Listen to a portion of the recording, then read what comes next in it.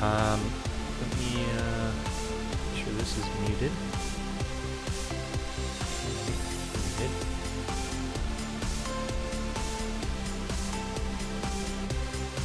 We'll be starting here in just a couple of minutes. Let me know if the audio is okay. I am, working with a new setup here, relatively new setup, and how that can go. So, what we're going to be doing today is I've got my hands on Affinity Designer for Windows, and I've used it on Mac for a while, not like a whole lot, so I'm still getting used to it, but this thing has so much potential, not just potential, but I've just recently designed business cards with it for a local comic book store that just opened up just down the road from us, literally like just a block away from right here. Dire Comics, if you're in the area, please check them out. And the business cards, they turned out fantastic. And a lot of that is sort of independent of the software. It's really about design decisions. They're choices that you make that are irrelevant to the software that you're using. But there are some things that you can't do in some software, or there are things that you may do differently. For example, there are some applications, graphic applications, that don't support certain color profiles or color spaces like CMYK. That's a pretty standard color space to be working in if you're doing anything for print and are a designer. So it's stuff you need to know about. Colors come out differently and that kind of thing. So anyways, we're going to get started here. Let me just check on the live stream. Hello, thank you for watching. If you have any comments or questions during this stream, just leave them in the comments box, the chat box there, and I'll try to answer them during the stream. I'm actually going to pull this over here so that I can see that pop up as I do this stream here. Also, let me know if the audio is coming through okay. Sometimes it's hard to tell if I'm not wearing my headphones. Let me just pop these on really quick before we get into this. Okay, that's not bad. All right, you guys can hear me okay? Let me know if there's a problem. I can turn down the music if that will help. Quickly.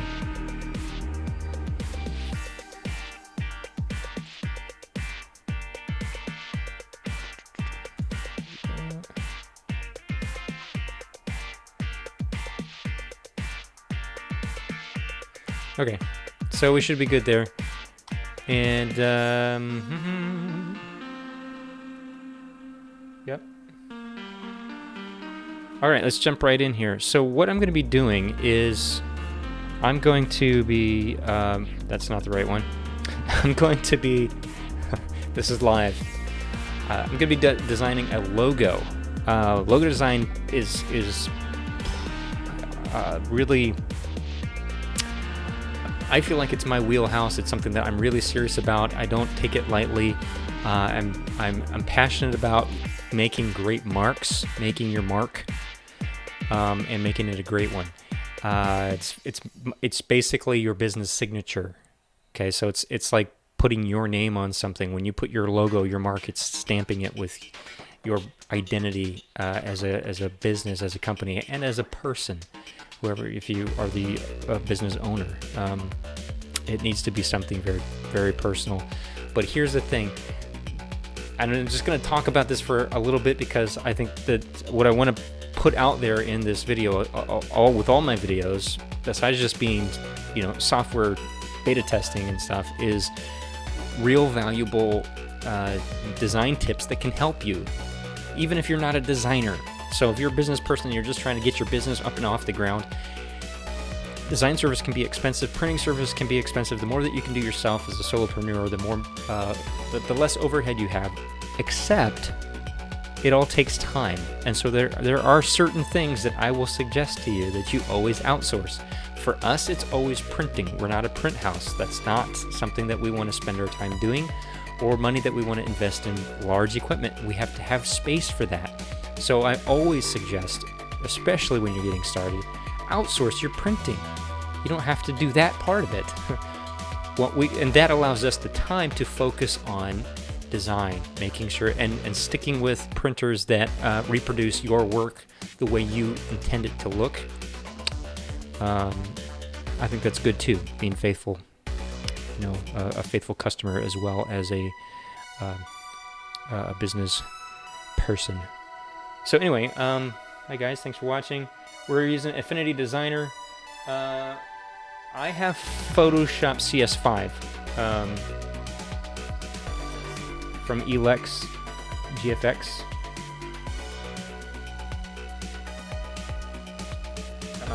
Thanks for asking. I use Photoshop CS5, but here's the thing. Along with all these design tips and stuff, I use the application for the job. Photoshop is a pixel-based application. I used to use it, and I used it for years, like religiously. I would do everything in Photoshop. I did all my web design in Photoshop. I did all my print design in Photoshop. And at some point, Photoshop is not the right tool. When I started doing billboards and stuff like that, it gets insane. These Photoshop files, like, just put one layer in a Photoshop file and save it. Just a JPEG. It's probably over 100 megs, depending on the size of your canvas. And the larger the canvas is, the more layers you have. All these things are adding up. And even with cloud storage and storage becoming a lot more relatively inexpensive, it's a lot more affordable, it's more attainable than it used to be. Terabyte hard drive doesn't cost near as much as what it used to, that kind of stuff. Space is still a precious thing, whether it's virtual space or real space, and I like to treat it that way. So if I can do the same visual communication in a kilobyte that I can do in 100 megabytes, I'm going to choose the kilobyte. And that means you got to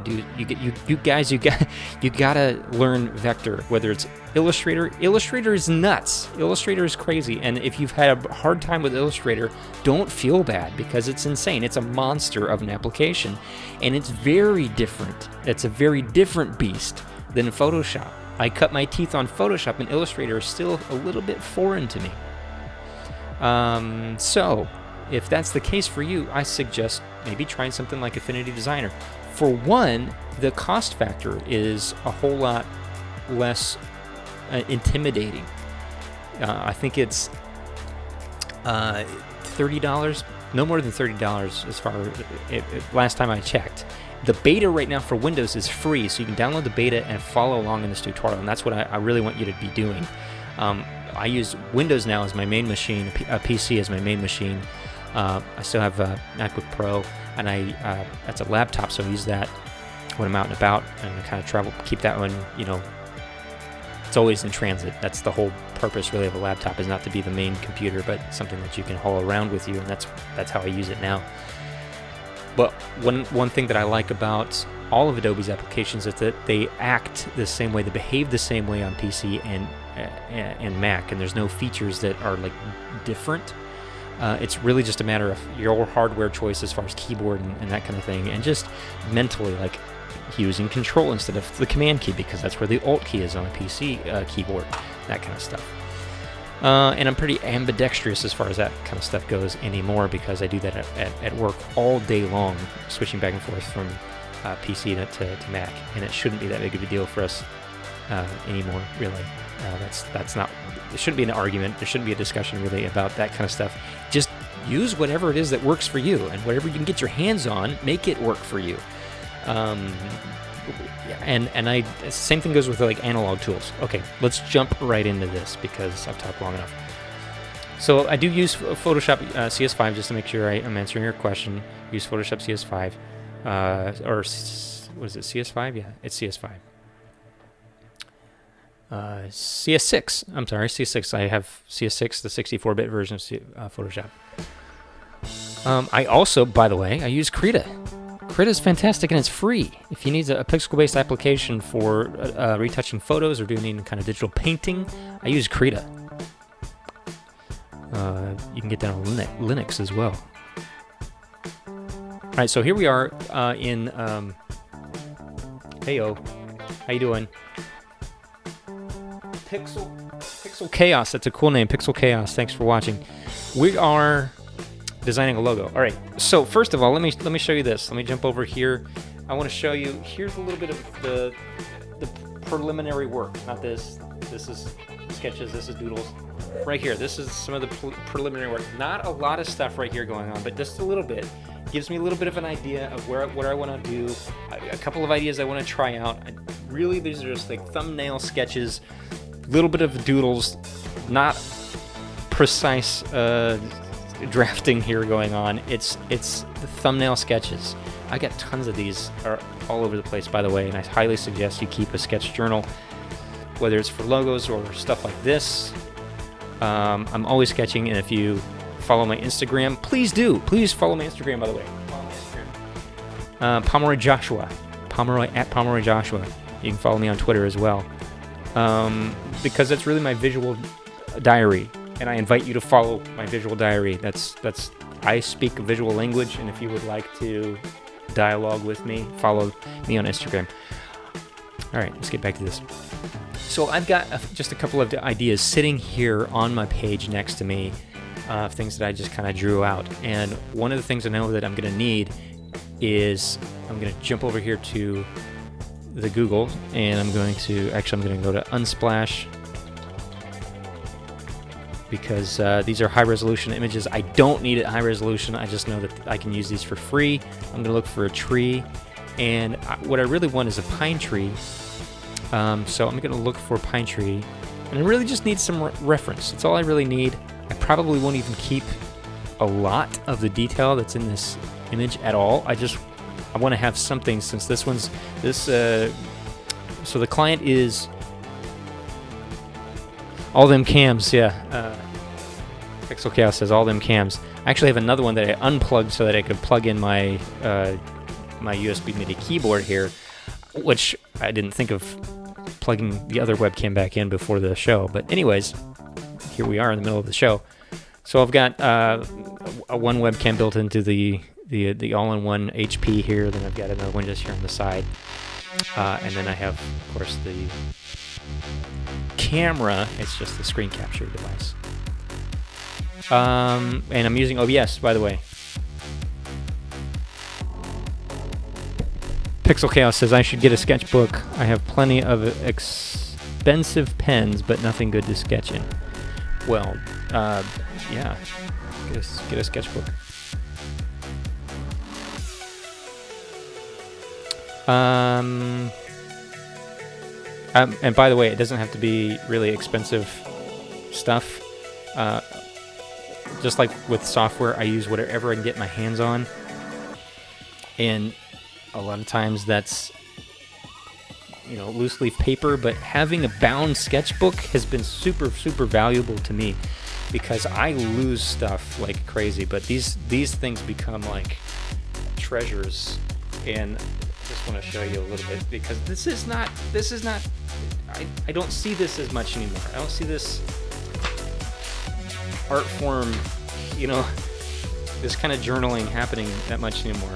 My wife just got me this. This is like it's kind of like a little oriental brush case. I've seen this a lot for those bamboo brushes. There's a name for them, and it's a good name, and I'm embarrassed that I can't think of it right now. But I'm just going to use this for some of my pens and pencils, and that's really cool. So I keep those handy. All right, so like I said, I'm just looking for a reference image here. Okay, maybe I like this one right here. I like that. Okay, so what I'm going to do is on Unsplash, you have to download it, which just opens it in a new tab. I'm going to copy the image, jump right in here to, and I clicked on Krita, and I didn't mean to do that, but we're just going to paste it into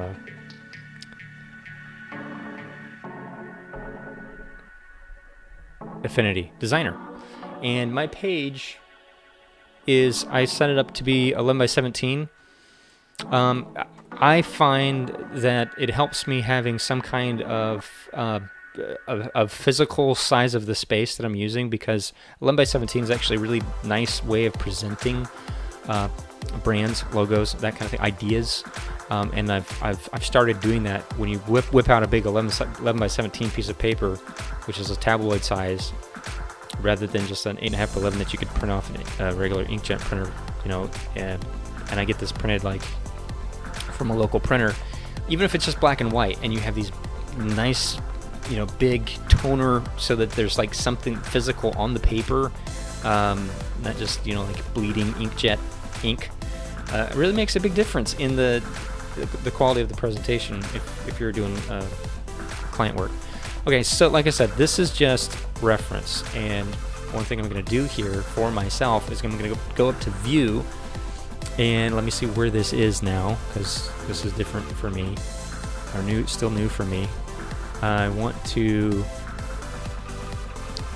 I don't want to clip the content, I want to show it. I want to show everything. There it is. Clip canvas. Oh, it's the backslash key. Okay. So the backslash key, or the forward slash key, whatever that is. So like you can use this like Photoshop. One of the things that I used to really like about Photoshop is that you couldn't actually see, so I could push things off the canvas and I could still see very, very clearly where the canvas ended. But unlike Photoshop, you don't have any kind of paste board like you do in Illustrator or InDesign, where you can have things off the canvas and just at your disposal when you need them. And I really love working that way. So I'll do that with this, for example, and I might even, let me see, I'll crop it maybe. Crop it. You know what, and actually I kind of just like this little bitty tree right down here, so I'm just going to keep these two little ones right down here just as my little reference, and maybe I can make them a little bigger. And I'm holding shift. You can grab any side and hold shift and it will resize that way. That's really, really nice. One of the things about Affinity is it just sort of, I think that everything should have been this way from the very beginning. Nothing should be able to be stretched unless you want to do it on purpose. So for example, if I grab any of these handles, except for the sides, I have to hold shift if I grab the sides. But if I grab the corner in Photoshop and Illustrator, I could still squash this without holding shift. If I want to squash it, then I hold shift. So it's sort of reversed, that kind of logic, which I prefer. All right, so here's my reference. All right, a lot of talking, and let's get back into this. I'm trying to make a logo. I'm making a very, very, very simple logo for Detroit forests, and the first thing they're going to be using it for is for a website. I'm going to hit the T tool for the T key for text, and there, if I click and hold here, there's two, just like in Photoshop, just like in Illustrator, there's sort of multiple tools in one sort of toolbox. And there's the artistic text tool, and then there's the frame text tool.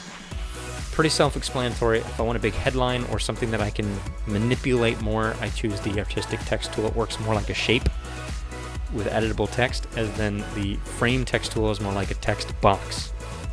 So I just hit T. And one thing that I really, really like about this is that it gives me right away a sense of scale as I click and drag. So I can click and drag, and it sets my point value right from the get-go. And so I'm going to type in Detroit here, and I'm going to just make that on one line. And I just made it a little bit smaller, scaled it down.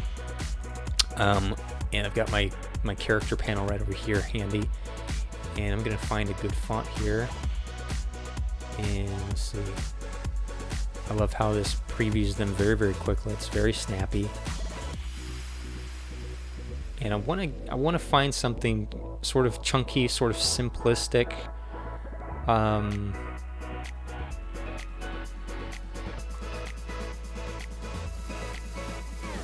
Not too modern, but also not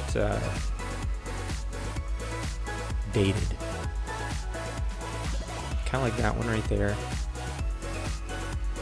So I'm gonna choose that one, and then just drag a copy with holding Control. You can also hold Alt and do it that way. And then I'm going to choose another font. This is kind of how I go about iterating, which is why another reason I use a Limo 17 paper size. And so you got 2 copies there. That's fine. So I'm just going through. I don't have a whole lot of fonts actually on this machine yet, which tends to help me. It tends to help me be a little faster. If I really need something, I can just go and grab that one particular font that I don't have, rather than fumbling through tons of stuff that I don't need.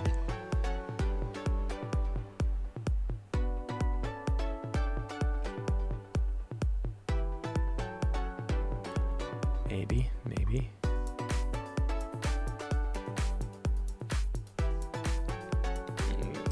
I have a thing for impact.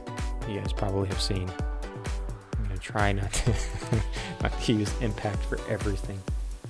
But basically, I'm just going through and seeing what fits this mood. And Montserrat, that's actually a really good one. I like that. May choose the black version of that. That's a really solid font right there. Sort of like what's Gotham? Gotham's really popular. And so another one I might choose some kind of serif or slab as an alternative.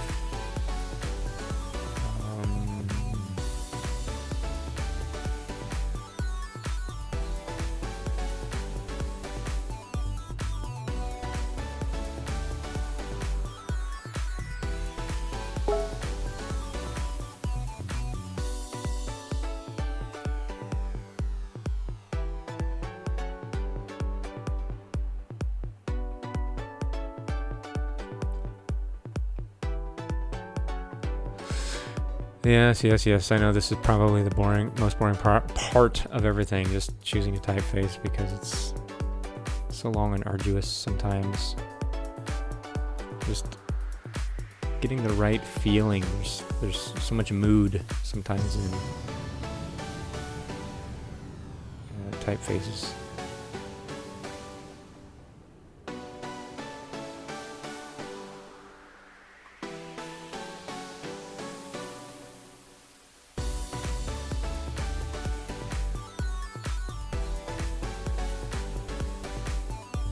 I kind of like that Oswald stencil one, but I don't know if it's going to be the right feel. Let's go with the oxygen. That's the boldest it gets.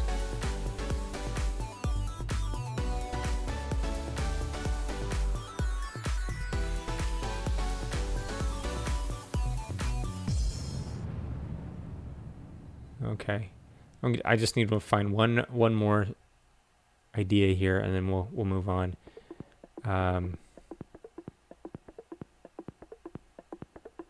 Because basically the idea of this logo is pretty simple. Railway, that's also a pretty good one. Railway. It's got a lot of weights to it, and I like that. I like fonts with lots of weight options.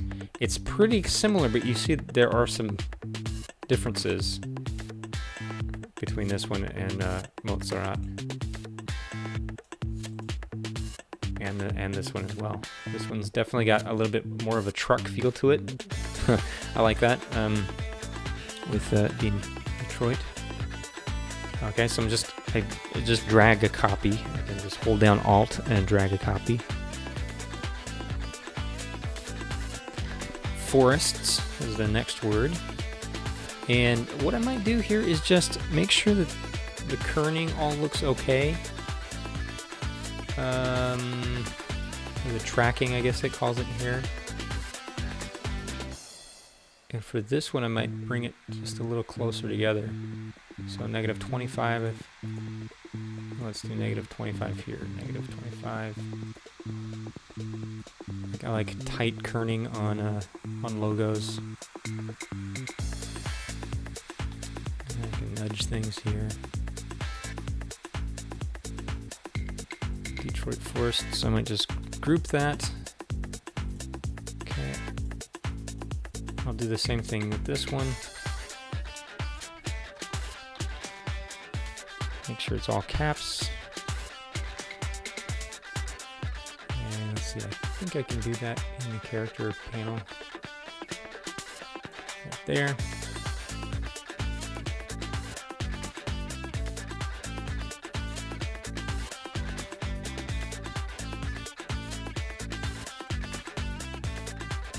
You see there's some strange distances between this S and the end of this T. It looks different. And so I'm going to play with this. So you see how I can just do one letter here. I'm going to take this one to -40.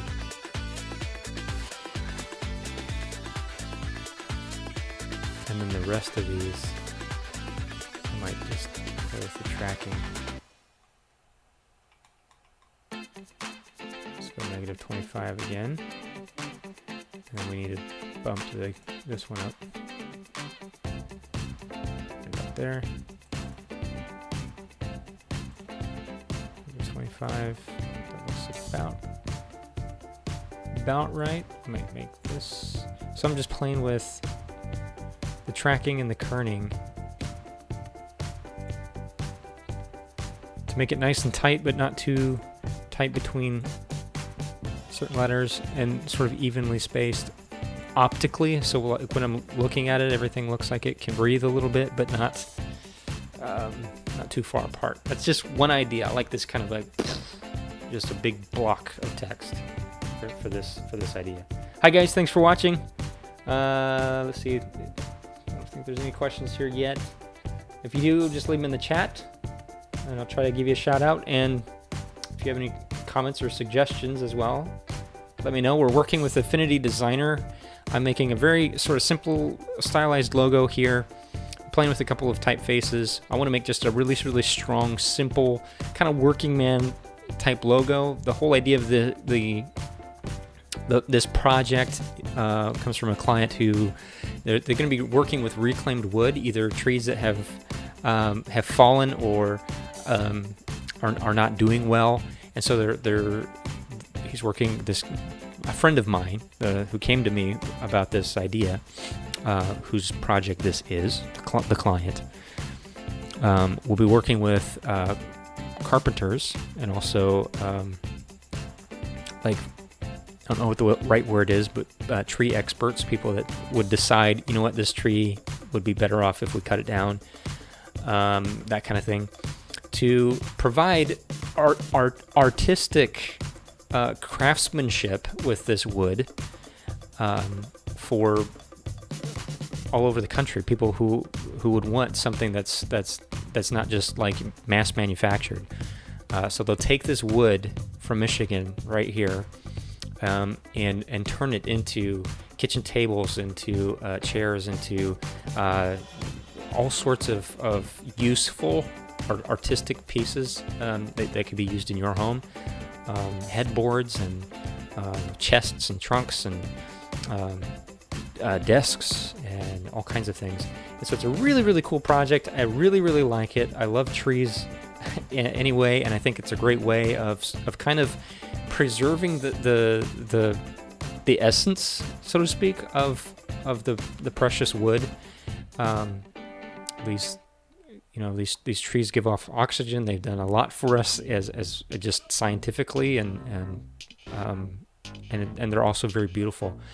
And also being an artist, there's just a big connection for me. So I want to do this justice. I want to make sure it's something that he really likes. He wants to be able to use it on his website, on business cards, eventually on like t-shirts, and we'll be kind of creating a campaign for this kind of stuff because it's more of a movement than a business, and trying to create a community around this whole idea. So that's the context of where this logo now, this mark, this visual piece of communication is going to be coming from. And as I've been talking, I've been looking at this, and I really, really like this one right here in the middle. This one is the one that's really speaking to me. I think it just needs a little bit more space between these two words vertically, right about there. And then I'm going to group that. This is still all editable text. I'm gonna just get rid of both of these because I like this one. I like this one a lot, and I just kind of let it sit there, let it sit on the screen for a little bit. Do a couple of things. I like to do a little copy here, shrink it way down. That's still extremely readable. That's a good thing. You could detect that from still pretty far away, actually. I'm thinking of like business card size, that kind of stuff. And so I want to iterate this. I want to show some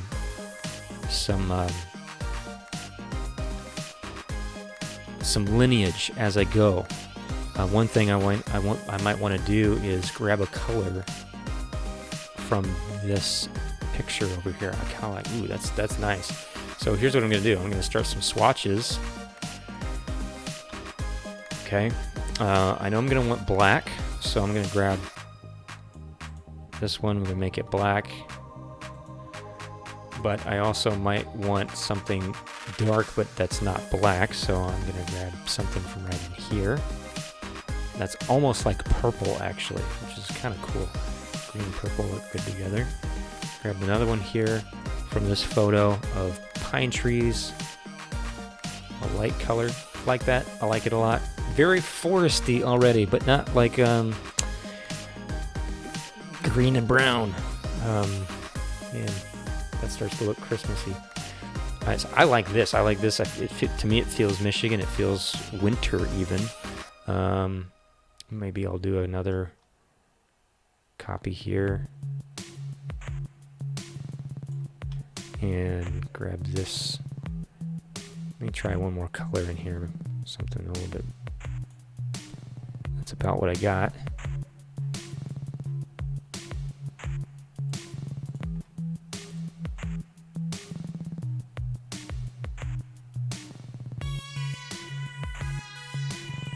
No, it's not bad. It's not bad. It's like a darker green there.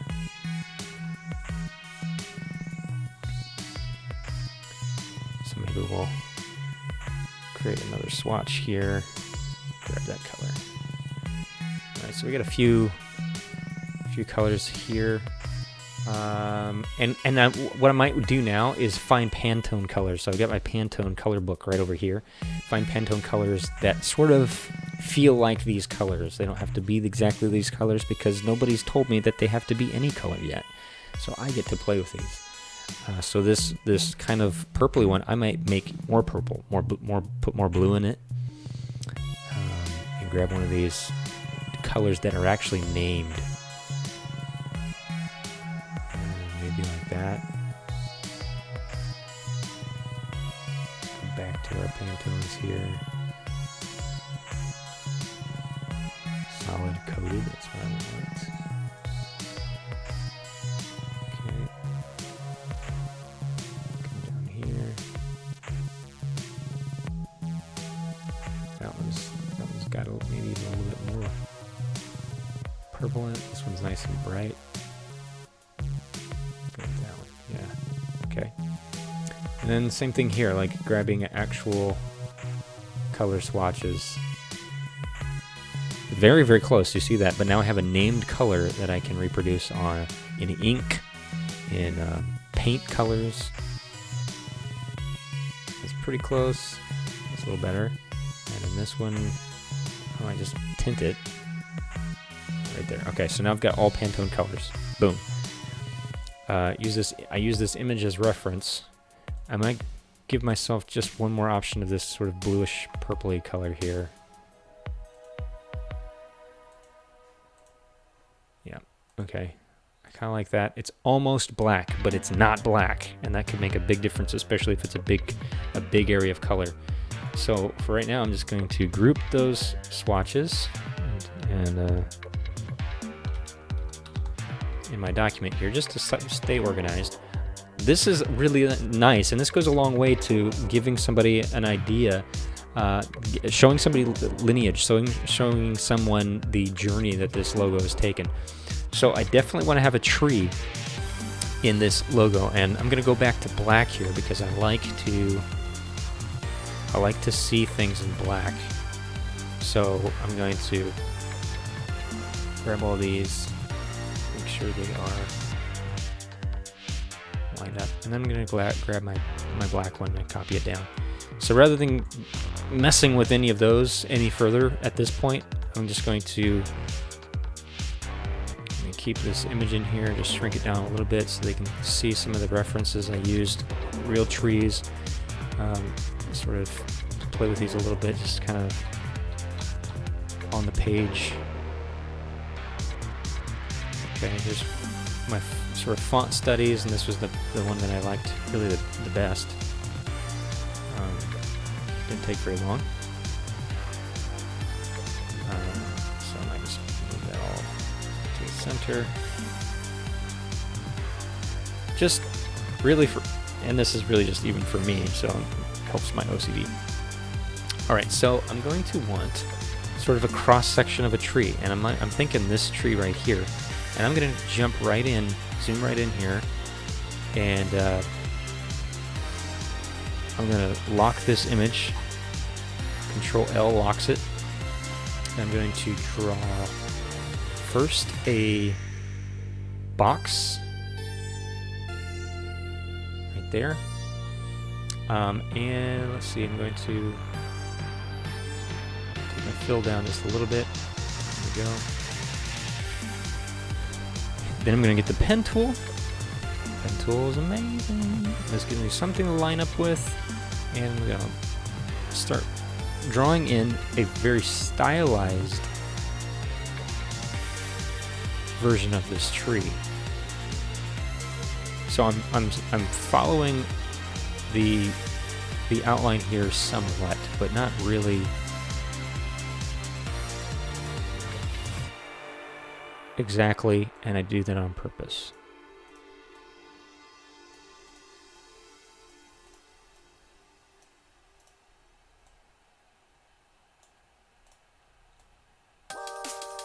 This will probably get redrawn a few times unless right out of the gate they really like this tree, and this is just one quick way, since I've got this reference just for color and for inspiration, to get a silhouette of something that I could actually then use as kind of that iconic piece of the logo.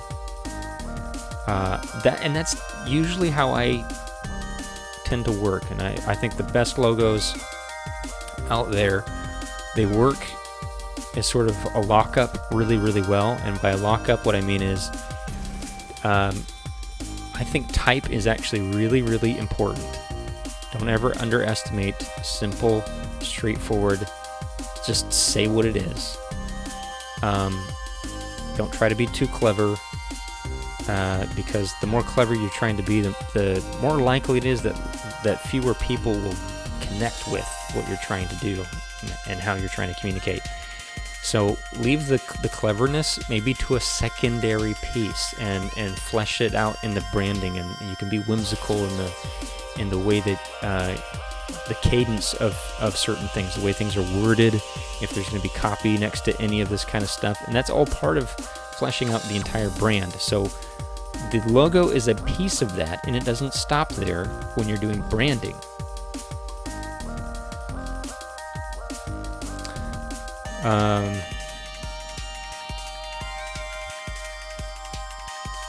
But I think one of the things that a sort of lockup, where you got type, keep it simple, and then a shape, a silhouette. I think those kinds of things work really well together. You see that I do those a lot. Those types of logos. We've got the Pomeroy P. That's how we did it. Okay, so here's what we've got. I'm going to move this over here, and I'm going to go to my fill and stroke, and so my stroke right now. I'm going to turn that. I'm going to just flip these, so I've got a silhouette. That's exactly what I want. And I'm going to pull this down here, match it up with this, size it up a little bit here. I'm going to bring it down like this, and just see it. Does it read as a tree this way? Kind of. So this could be one idea. this could be one idea.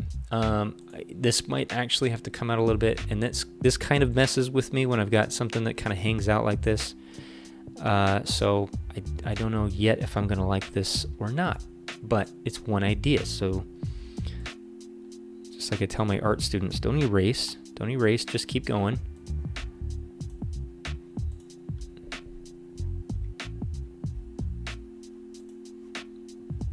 Okay, now I'm trying to get the spacing here between these. That looks pretty good. Okay, it's all right. Group it.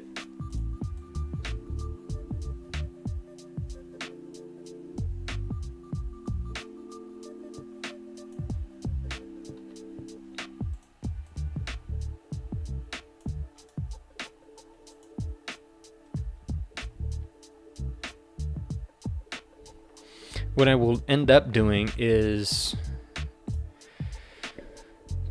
turning this type into curves, and that gives me a little bit more control over everything.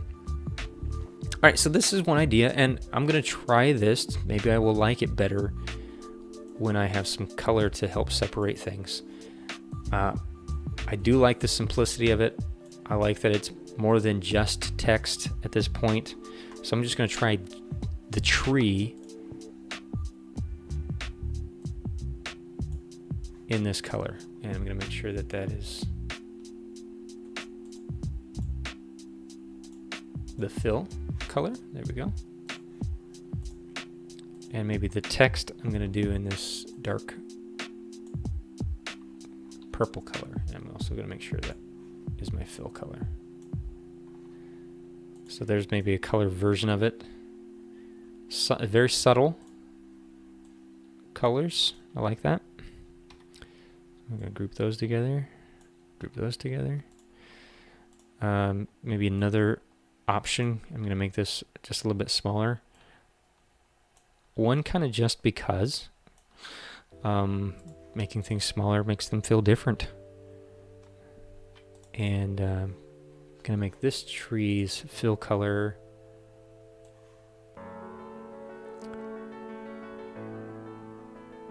this dark green maybe, and then the text fill color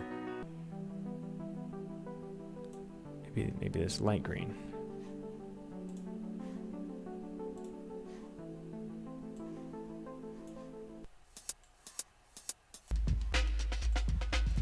Like that feels different. I do another one right off of that.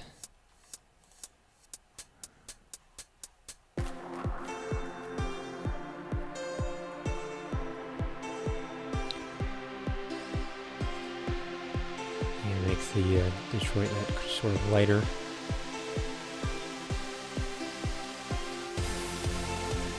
Purplish blue in the tree. Like that. And that one feels different still. So lots of different color options already. Very, very simple type. What gives this a little bit more distinction than just had I typed it out is the distance between the characters, using that real heavy bold version of that font, and then pairing it, the spacing, the vertical height, and then pairing it with this sort of cross section of a tree. This is looking pretty cool. I really like this. I like this quite a bit already. And then having this kind of reference as we go back now and look at some of the lineage here with our color swatches back to our inspiration, which was this pine tree. It's starting to have kind of a life and a history, and I like doing that kind of stuff.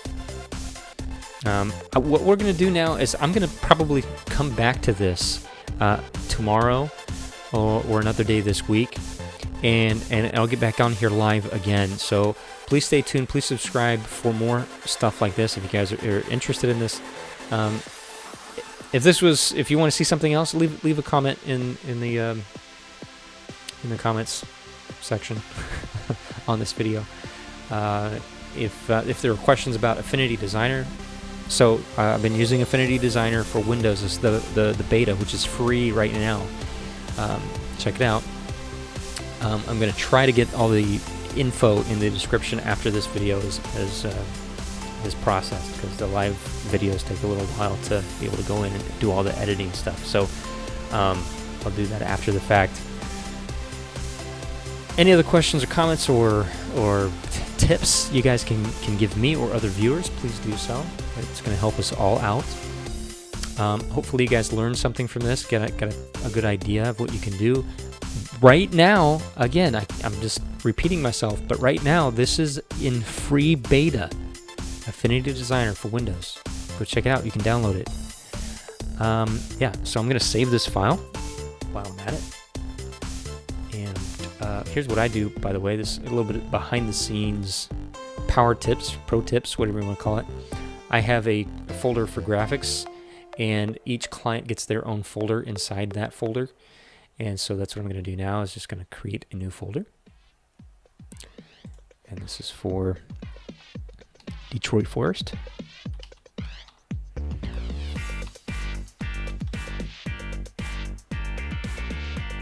And this is going to be the logo.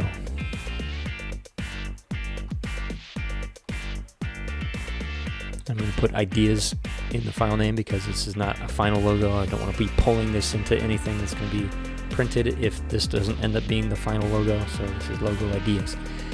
Just a little pro tip there for any of you guys if you're doing that kind of stuff. Keeping track of your files is really, really important, and it's your job as a designer. Make sure you do that for your clients. Provide lots of value that way, little things like that even. So, all right guys, thanks for watching. Hope you enjoyed the video. Make sure you subscribe. Rate this video, gives it a thumbs up if you liked it. Give it a big old thumbs down if you didn't like it, so I can do something different next time. The microphone, I'll have a description for that. This is the Neewer NW700. It's a great little microphone. I'm using the XOS KS108 as my audio interface. These lights are from Walmart with LED bulbs. They have no heat, which is fantastic. So I can literally just grab them. It doesn't make me hot with having them on this whole time, but definitely helps the webcams tremendously. I don't have that great of webcams, so I'm using light to really help my setup look better, and hopefully that comes through in the video. Other than that, I'm JP. We've been looking at Affinity Designer on Windows. It's also available for Mac, so check that out on the Mac App Store. They're doing a fantastic job. They've been developing this it's won all kinds of awards, etc., etc. It's really smooth, really fast, and very affordable. I'm not getting paid anything by them, by the way. I just want people to be able to find tools that work for them and use them. Sometimes it's not the Adobe ecosystem. I love it, but I know it's not for everybody, and sometimes I want to use something else. That's part of being creative. Other than that, guys, I will see you later, and we'll work on this a little bit more later on, so stay tuned. Bye for now.